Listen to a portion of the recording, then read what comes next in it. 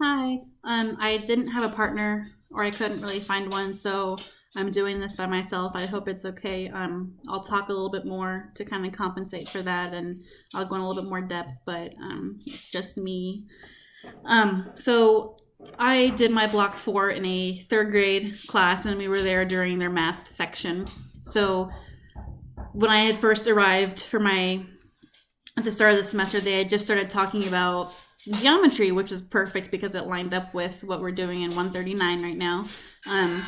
And to kind of get the teachers or to get the students to get their thinking caps on and stuff, she had me do stations with them and whatever. And once they had gotten really good at learning the names of 2D shapes and the flat surface ones, they went on to nets, so kind of building on 2D, then they go to nets, and then they had to figure out then how to make the nets into a 3D shape. And so it kind of just built on one another, and they didn't really switch around like that. It was really good to just kind of build off of it so they would understand a little more clearly.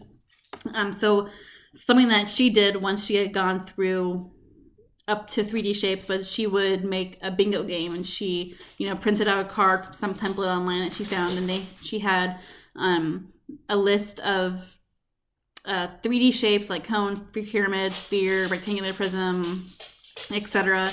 And she would hold up a card that either had the net on it, or she would describe what 3D shape she was talking about. Like, this shape has 6 faces and it has however many vertices and edges.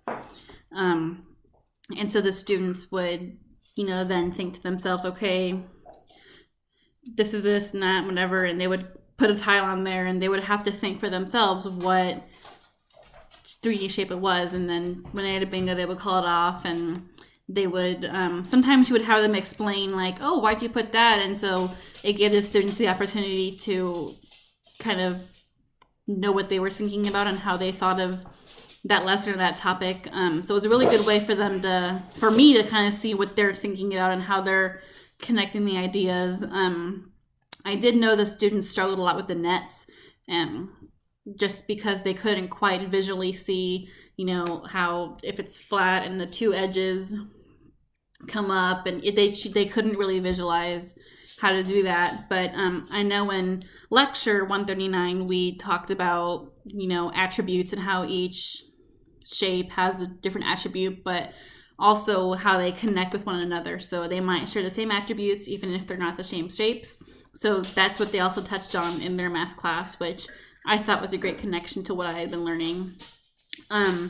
We also learned about faces, edges, vertices, and all of that fun stuff, and with the kind of the Euler's formula that we used. And so they did that, but they didn't learn like the formula. They just learned how to count the faces and edges and vertices and stuff. So that's directly, like, we did exactly the same thing, just a little bit more mathematical instead of just counting. And we also learned about nets, and for me that was really hard to learn because I couldn't visualize for the longest time, but I got the hang of it and it was all good now. But it's kind of cool to see it's something that I'm learning in class be directly applied to what they're doing on their own. So I really enjoyed it. I think I'll be teaching 2nd grade for my student teaching, and so I will be definitely using this because the students really enjoyed it, but something a little bit more modified because they're not learning about 3D shapes or nets in 2nd grade. So yeah, that's what I had. Thanks.